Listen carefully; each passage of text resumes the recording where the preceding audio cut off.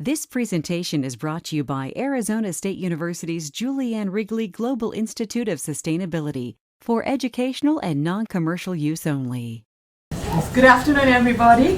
So I'm only going to spend a couple of minutes. My goal is actually to let the students who took this class last fall to talk about both the benefits and the challenges as they saw. But I want to also put this class that we introduced last fall in context. The class came about as a result of conversation with the cities because I'm part of the steering committee with the Sustainable Cities Network. So this came up about a need to collaborate with this school as well as with the university and with the students. So I'm going to quickly go through what that meant. So we designed a course based on that need last fall. It was at 400 and a 500 level, mostly graduate students, but wonderful senior undergrads. And we called it Urban Sustainability Best Practices and Case Studies. It was slightly narrow in the sense we just wanted to focus on documenting best practices that cities had. But and so students did a great job of it. We did 13, the deliverables were 13 projects.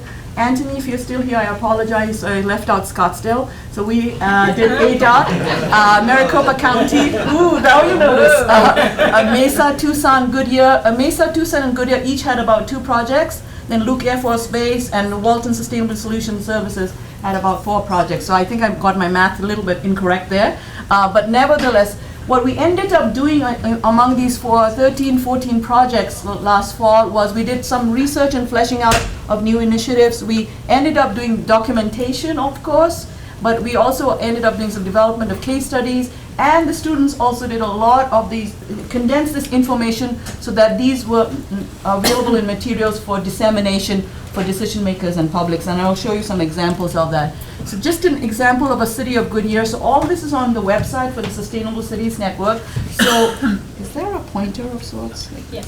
Oops. Apparently that's not the right one. See? Okay, let me just, I'm not supposed to step over, but what happened was that the students did a research and a documentation, and then they provided a summary report because our experience has been nobody reads long reports.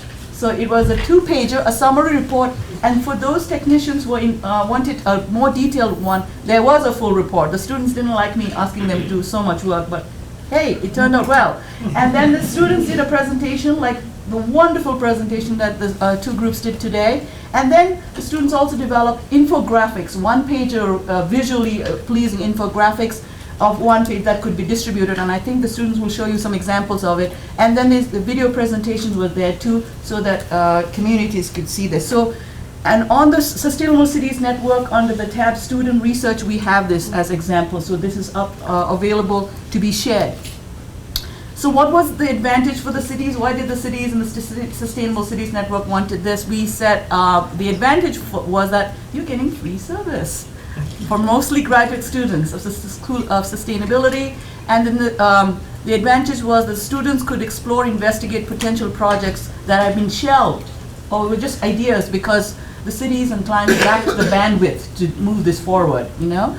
And so also the cities and the federal and state agencies and other communities we felt could use this as a very institutional platform to build relationship with ASU and also different schools.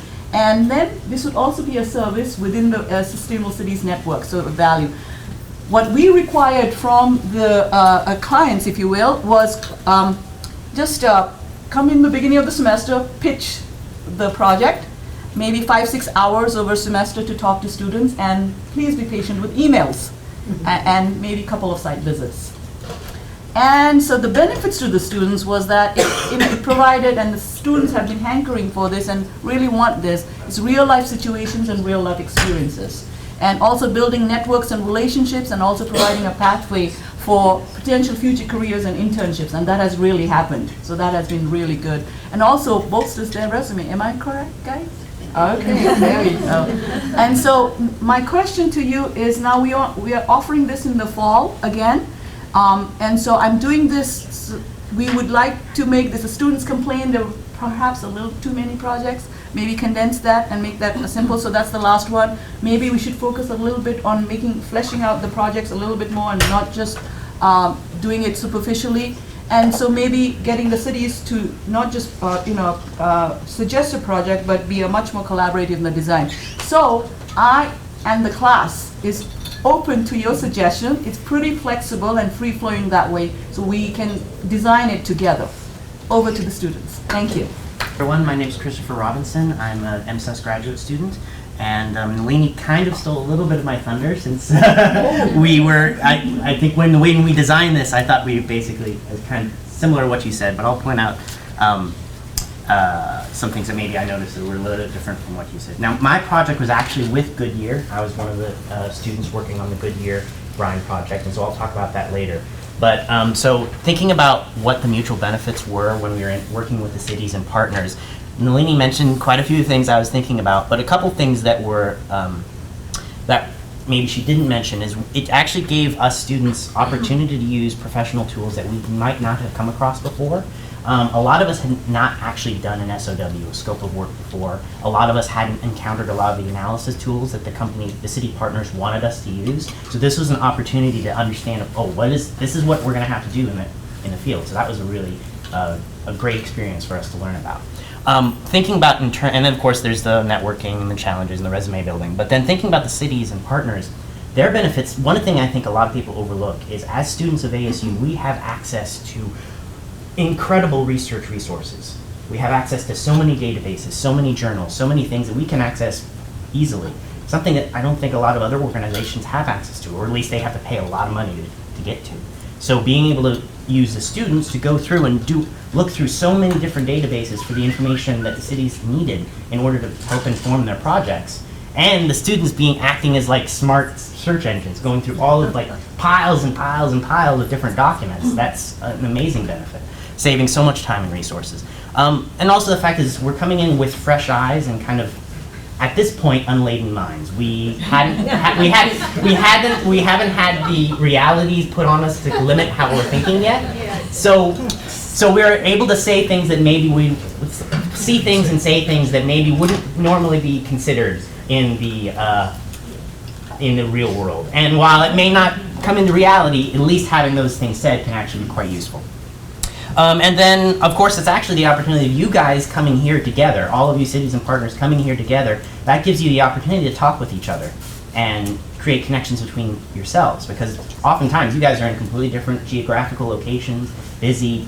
All of you coming here creates opportunities besides just the ones between us and the us students and yourselves. And of course, this is potentially a way for you to find future employees. Now, thinking about the challenges that we encountered working into them, I kind of went more of a general. I encountered some of these challenges, some of them other groups encountered. But one thing is our busy schedules and time conflicts. It's the fact that students are busy, you're busy, oftentimes classes, and when you're available and when everyone's available is hard. That's just difficult. And so always constantly trying to work around that and finding the opportunities to come together was difficult, but we managed. But always challenging. The fact that it was a 1 semester time frame, and I say 4 months in quotation marks because truthfully half of that semester was just figuring out what we were going to do. And then the latter half, we finally got the job doing, so it's like more like 2 months. They're hopefully gonna try and manage that a little better, but that was a lot of stress. There was some communication difficulties. I think some of the clients they were thinking one thing and then the students were thinking another, and sometimes they would tell them something, the students would misunderstand it and do something different. And so there's those challenges, but usually whenever they sat down and actually discussed, those things were pretty easily overcome, but those things kind of happen from time to time. There's also sometimes information access. Sometimes cities' documents or partners' documents, they would have the documents, but it would be in some database that the students couldn't access. And even when they gave us the access, there was like software issues where the document was corrupted or all kinds of stuff where we couldn't get a hold of the information, or we had to wait for someone else to give us the information.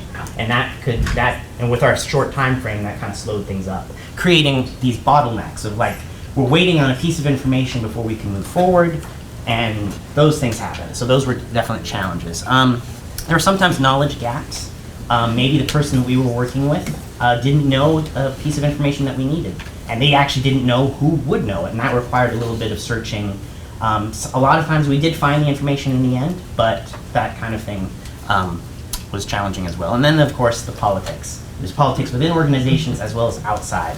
And being students, we wouldn't necessarily know about that. We wouldn't know that there are certain words you just don't say. If you want to avoid problems with other people within the organization. And learning that was an educational experience, but it was also something we had to go back and say, we gotta change this word here, we gotta change that word here, that kind of thing. So those were the challenges. Now I'll turn more towards the actual project I worked on. Now I don't expect you to read all these texts. This is just for me to kind of show you what we did. So with the Goodyear Wetlands project, our job wasn't necessarily, we weren't doing a case study of their project. This is a project they want to one day implement. And so we were more reviewing all these other wetlands examples to try and pull out these best practices, challenges that arose from other examples, and try to inform the Goodyear Wetlands project so that they can try to avoid these pitfalls. So we did things, we did like an economic analysis trying to see, well, what's the wetlands? So the wetlands, they wanted to use the wetlands to clean wastewater. And so we were thinking of like, okay, well, what's the benefits of the wetlands using cleaning wastewater versus other management techniques? But yes, I'll speed it up. And so we did economic analysis, social analysis, trying to see how the wetlands would actually benefit like the green space of the city and so on. And then we also did an ecological analysis, looking at what problems happen when you implemented a wetlands to try and clean water and all that. And there were some issues, and we tried to piece them all out and present it in a way that was nice, short, and succinct. Our long report actually ended up being like 28 pages, but we cram it all down into 2 for this one. But then we also created an infographic to try and make all this information a little more easy to absorb.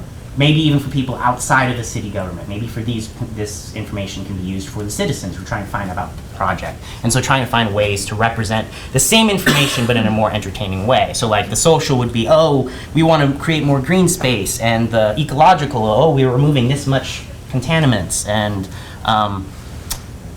then like the cost per year, just trying to find a more visually friendly way to do it.